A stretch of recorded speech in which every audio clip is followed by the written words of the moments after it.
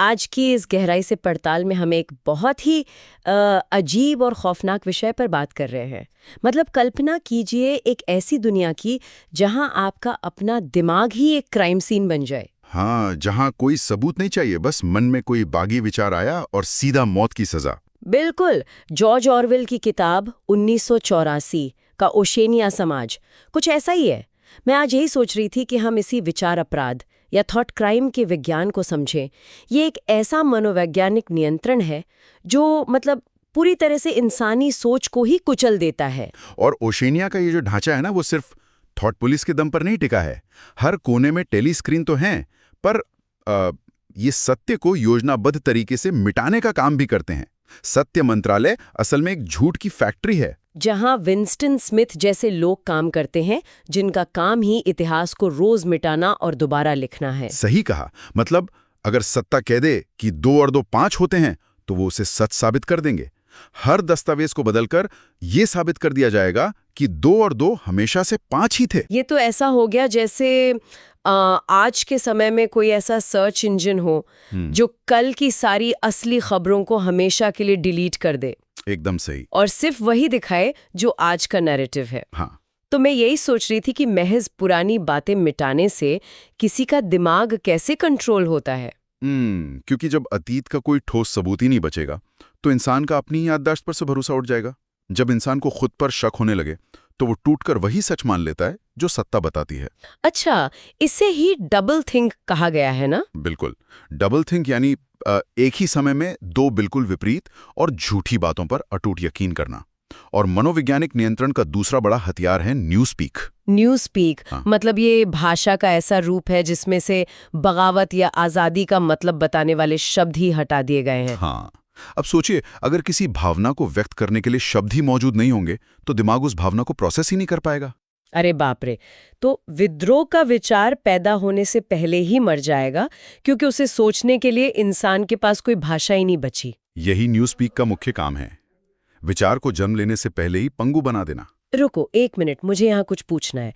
अगर सत्ता ने पहले ही भाषा को न्यूज़-स्पीक से सीमित कर दिया है और डबल थिंक से सच भी मिटा दिया है, तो फिर समाज पर उनका पूरा नियंत्रण है ना? हाँ, शारीरिक और सामाजिक नियंत्रण तो पूरा है उनके पास। तो फिर उन्हें छुपकर डायरी लिखने वाले विंस्टन या चोरी छुपे असली कॉफी पीने वाली जूलिया से इतना डर क्यों है?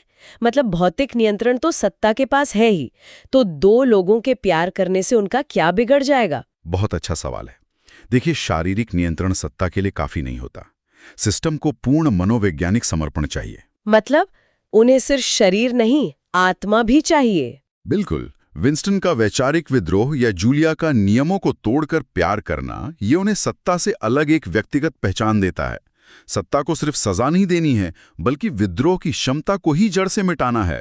तो बिग ब्रदर के वजूद के लिए व्यक्तिगत भावनाएं और स्वतंत्र विचार सबसे बड़ा खतरा है। हाँ, और इसीलिए उन्हें प्रेम मंत्रालय ले जाया जाता है, जहां इंसानियत को तोड़ा जाता है। खास तौर पर कमरा नंबर 101 में, जहां सिर्फ शारीरिक दर्द नहीं दिया जाता, बल्कि इंसान के सबसे गहरे डर का इस्तेमाल किया जाता है। कमरा नंबर 101 इंसान की आत्मा को बदलने की जगह है। जैसे विंस्टन को चूहों से सबसे ज्यादा डर लगता था। जब उसे उस डर का सामना कराया जाता है, तो वो बुरी तरह टूट जाता है और चीखता है कि ये सजा उसे नहीं, जूलिया को दी जाए। सही बात है। उस एक पल में विंस्टन अपने प्यार, अपनी वफादारी और अपनी बची खुची इंसानियत को खुद ही खत्म कर देता है। सत्ता यही चाहती थी कि इंसान अंदर से इतना खोखला हो जाए कि उसका अपना कोई वजूद ही न रहे। हाँ, ताकि वो अपने ही शोषण से प्यार करने लगे। ये सच में कंपा देने वाला है। मतलब आज़ादी की चाहत से शुरू होकर आखिर में वो पूरी तरह टूट जाता है और बिग ब्रदर से ही प्यार करने लगता है। और अगर हम आधुनिक समय से इसकी तुलना करें, तो ये एक स्पष्ट चेतावनी है।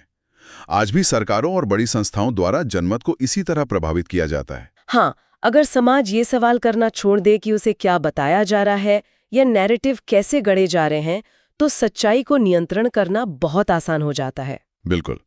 जब लोग बिना सोचे समझे थोपे गए नैरेटिव को सच मान लेते हैं, तो विचारों को दिशा देने के लिए किसी खुले बल प्रयोग की जरूरत ही नहीं पड़ती। इंसान खुद ही उस व्यवस्था का हिस्सा बन जाता है। सही कहा। सत्ता का सबसे खौफनाक रूप वही है जो इंसान की आत्मा पर कब्जा कर ले। खैर, इस विस्तृत चर्चा को यहीं खत्म करते हैं, पर जाते जाते एक बहुत ही जरूरी सवाल है। जिस पर हमें सोचना चाहिए। हाँ बिल्कुल, बताइए। अगर न्यूज़ स्पीक की तरह ही हमारी भाषा हमारी सोचने की क्षमता तय करती है, तो आज के इस डिजिटल विमर्श में ऐसे कौन से शब्द या विचार हैं जो धीरे धीरे गायब हो रहे हैं, और क्या उनके बिना भविष्य में हम किसी भी एल्गोरिथम या व्यवस्था पर सवाल उठा पाएंगे?